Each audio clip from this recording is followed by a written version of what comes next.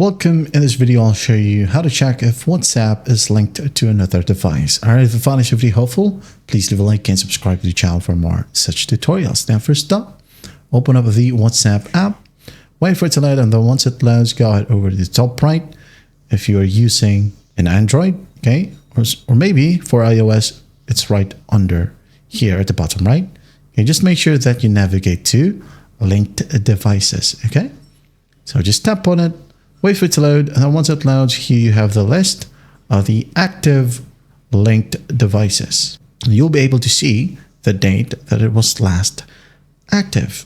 Okay, right here, as you can see, the only device that I have that is connected to my WhatsApp account is my Windows computer. So I'm going to show you right here. I'm currently logged into my Windows computer. This one, WhatsApp PC. Okay. And as you can see here, it automatically detects that it is currently active. Now, if you don't recognize any device right here, what you can do is just tap on it and then just tap on log out. Okay? And then once that's done, you should be good to go. And that's just how to check if WhatsApp is linked to another device. Well, I hope this video helps, and I'll see you in the next one.